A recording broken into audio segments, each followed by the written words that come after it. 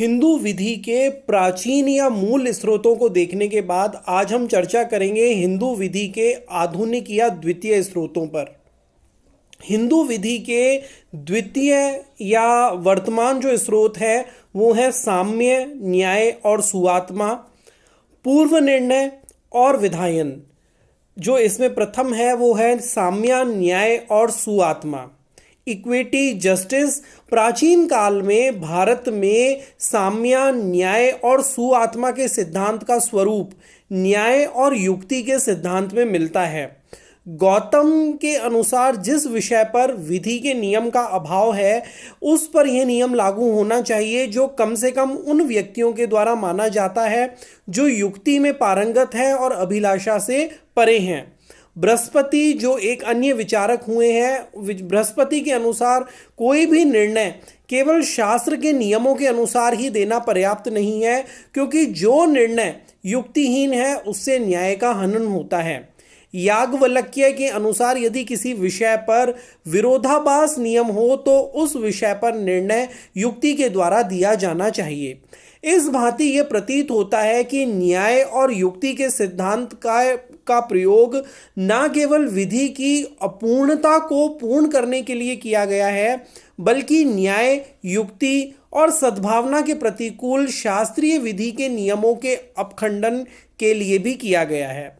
इस सिद्धांत का प्रयोग विधि के कठोर नियमों की कठोरता को कम करने के लिए भी किया गया है।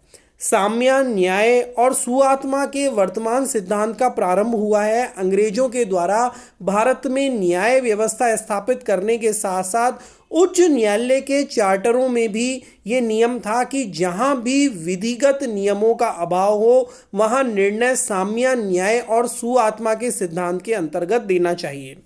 ब्रिटिश जुडिशियल सिस्टम की एक महत्वपूर्ण विशेषता ये कही जा सकती है कि जिस भी विषय पर कानून का अभाव था वहाँ पर ब्रिटिशर्स के द्वारा, अंग्रेजी न्याय प्रणाली के द्वारा, अंग्रेजी न्यायाधीशों के द्वारा इक्विटी, साम्य के द्वारा न्याय स्थापित करने का प्रयास किया गया। उन्होंने ऐसे विषयों पर जहां पर किसी कानून का अभाव था न्याय देने के लिए साम्य के सिद्धांतों को अपनाया और उसके आधार पर मामलों में न्याय दिया, निर्णय दिया। तो प्रारंभ से ही साम्य, न्याय और सुआत्मा के सिद्धांत से ये समझा जाता रहा है कि जिस विषय पर भारतीय विधि का अभाव है उसी विषय पर लागू होने वाले अंग्रेजी विधि के नियम को भारतीय परिस्थितियों के अनुकूल परिवर्तित करके लागू करना चाहिए। इस भांति हम पाते हैं कि हिंदू विधि का एक क्षेत्र है जहां विधि और अंग्रेजी विधि के नियमों का सम्मिश्रण हुआ है, जहां हिंदू विधि पर अंग्रेजी विधि की कलम लगा दी गई और अंग्रेजी विधि के नियमों को हिंदू विधि का अंग बना दिया गया। प्रत्यक्ष रूप से ऐसा नहीं किया गया है, यह वहां किया गया है जहां की अंग्रेजी न्यायाधीशों को हिंदू विधि के नियम कठोर प्रतीत हुए हैं या जहां वे साम्य और न्याय के अनुरूप नहीं समझे गए हैं या जहां हिंदू विधि के नियमों का अभाव है। सिद्धांत रूप से न्यायाधीश किसी भी अन्य विधि के उन नियमों को लेने के लिए स्वतंत्र थे जो भारतीय परिस्थितियों के अनुरूप पाए गए, किंतु हुआ ये कि न्यायाधीशों के अंग्रेजी विधि में पारंगत होने के कारण अंग्रेजी विधि के नियमों को ही लागू किया गया। उच्चतम न्यायालय ने कहा है कि हिंदू विधि में किसी नियम के अभाव में न्यायालय किसी भी वाद पर साम्य, न्याय और सुआत्मा के सिद्धांत के अंतर्गत निर्णय दे सकते हैं यदि ऐसा करना हिंदू विधि के किसी भी सिद्धांत के प्रतिकूल नहीं है। गुरुनाथ बनाम कमलाबाई 1951 में सुप्रीम कोर्ट रिपोर्ट्स में ये कहा गया। दूसरा जो आधुनिक या वर्तमान स्रोत कहा जा सकता है जुडिशियल प्रेसिडेंट, पूर्व निर्णय। प्राचीन हिंदू न्यायालयों के निर्णयों के बारे में हमारा ज्ञान लगभग कुछ भी नहीं है। अंग्रेजी शासन काल में निर्णयों की रिपोर्ट छापी गई और अंग्रेजी विधि से पूर्व निर्णय के सिद्धांत को प्रतिपादित किया गया है। हिंदू विधि के स्रोत के रूप में पूर्व निर्णय किस प्रकार की स्थिति रखता है कि लगभग हिंदू विधि के सभी नियम किसी न किसी निर्णय में निर्धारित हो चुके हैं। अतः आज हिंदू विधि के किसी भी नियम को जानने के लिए श्रुति, स्मृति, टीका या निबंधों तक जाना आवश्यक नहीं है। हम उसे किसी न किसी न्यायिक निर्णय के द्वारा जान सकते हैं। एक उदाहरण के द्वारा कि यदि हिंदू विधि के इन नियमों को जानने के लिए कि रूढ़ि ही सर्वोपरि है और विधि के ऊपर है, हमें स्मृतियों और टीकाओं और निबंधों को देखने की आवश्यकता नहीं है। हम इस नियम को collector of Madura versus Muthu Ramalinga के निर्णय के द्वारा जान सकते हैं। 1868 का प्रीवी काउंसिल का निर्णय है। अतः इस अर्थ में पूर्व निर्णय हिंदू विधि के लगभग सभी नियमों का स्रोत है। दूसरे बोध में पूर्व निर्णय हिंदू विधि के स्रोत इस भांति हैं कि हिंदू विधि के कई नियम, सिद्धांत और संस्थाएं आज न्यायिक निर्णयों के द्वारा परिवर्तित हो गए हैं। कुछ बिल्कुल नए नियम भी मान्य हो गए हैं और कुछ नियम हिंदू और अंग्रेजी विधि के सम्मिश्रण से पनप गए हैं। नियमों का स्रोत हिंदू विधि के मूल स्रोतों में ना होकर पूर्व निर्णयों में है। यहाँ हम पूर्व निर्णयों को हिंदू विधि के स्रोत के रूप में इसी बोध में लेते हैं। हिंदू विधि में जुडिशियल प्रेसिडेंट पूर्व निर्णयों का महत्व कई कारणों से है। अंग्रेजी शासनकाल में यद्यपि विधानसभा विद्यमान थी, परंतु अंग्रेजी सरकार ने नीतिवश भारतीयों, हिंदू और मुसलमानों की वैयक्तिक विधि को बदलने में विधानसभा का प्रयोग नहीं किया। अतः समय के साथ हिंदू विधि में परिवर्तन लाने का माध्यम पूर्व निर्णय ही थे। दूसरी ओर अंग्रेजी शासन के प्रारंभिक काल में उच्च न्यायालयों के न्यायाधीश अंग्रेज ही होते थे। वह अंग्रेजी विधि में तो पारंगत थे, परंतु न वह धर्मशास्त्र की भाषा जानते थे और न ही हिंदू विधि की मूल भावना को समझ सकने में समर्थ थे। अतः कुछ निर्णय ऐसे हैं जिनके द्वारा विधि के कई नियमों का रूप ही बदला गया है और कई नए नियमों ने जन्म ले लिया है। इन नियमों का स्रोत आज के निर्णय ही हैं। हिंदू विधि का जो तीसरा आधुनिक या वर्तमान स्रोत है वो है विधायन, लेजिस्लेशन। विधान या विधायन हिंदू विधि का आधुनिक स्रोत है। अंग्रेजी शासन काल में अंग्रेजी सरकार की नीति ये रही थी कि जहां तक संभव हो उन्होंने भारतीयों के, इंडियंस के पर्सनल लॉ, वैयक्तिक विधि में किसी भी भांति का हस्तक्षेप ना किया जाए। यही नीति विधान के द्वारा हिंदू विधि के संशोधन और सुधार पर भी लागू की गई। विधान के द्वारा हिंदू विधि में संशोधन और सुधार तभी किए गए जबकि या तो वे अंग्रेजी शासन की नीति के अनुकूल थे या हिंदुओं ने स्वयं उनकी मांग की थी। अतः हम यह पाते हैं कि 15 अगस्त 1947 के पूर्व समय समय पर विधायन के द्वारा हिंदू विधि में कुछ परिवर्तन किए गए हैं। यदि हम विधेयकों की संख्या पर जाएं तो उनकी संख्या कम नहीं है। प्रथम विधेयक सन 1890 में पास किया गया कास्ट डिसेबिलिटीज रिमूवल एक्ट।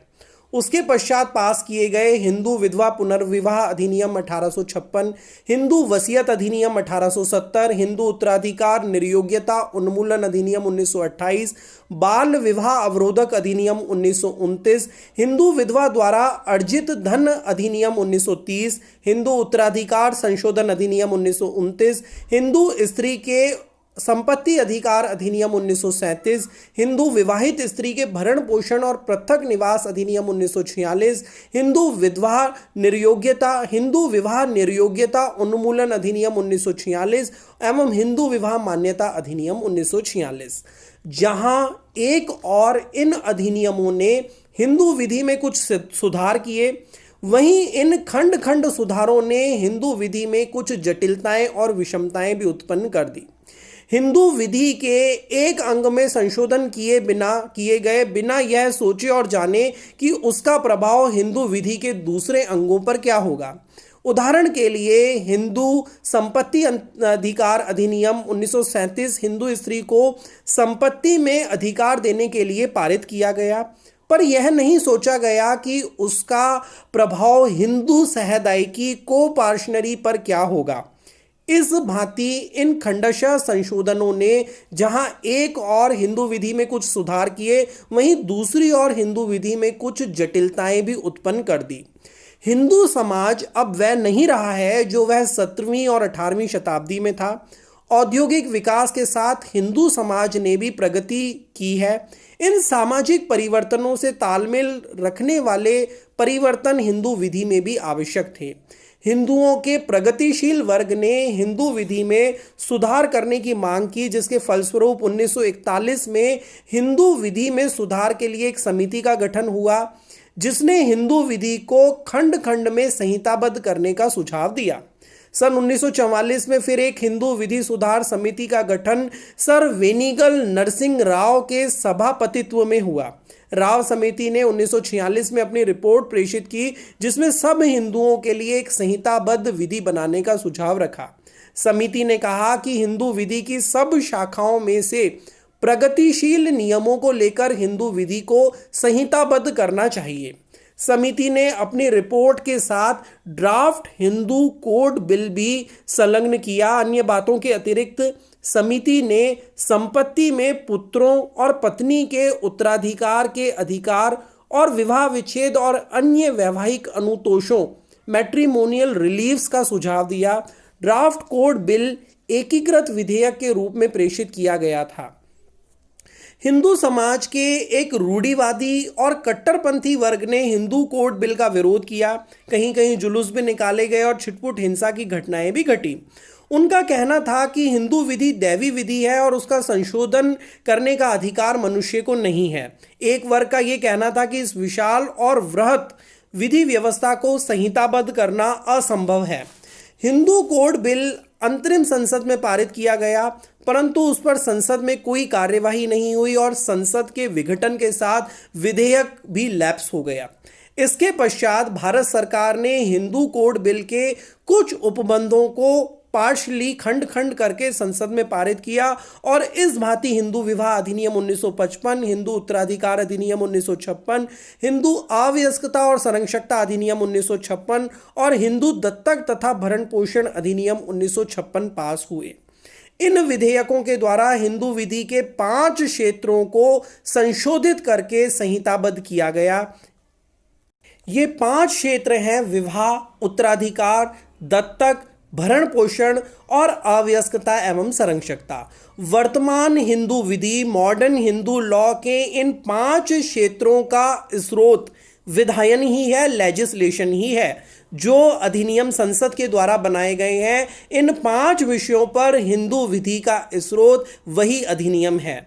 इन 5 क्षेत्रों में हिंदू विधि सब हिंदुओं के लिए एक है। इन 5 क्षेत्रों के अतिरिक्त हिंदू विधि अब भी असंहिताबद्ध है, अनकोडिफाइड है। ये एक बहुत महत्वपूर्ण बात है कि विवाह, उत्तराधिकार, दत्तक, भरण पोषण, अवयस्कता और संरक्षकता के अतिरिक्त हिंदू विधि अब भी असंहिताबद्ध, अनकोडिफाइड है।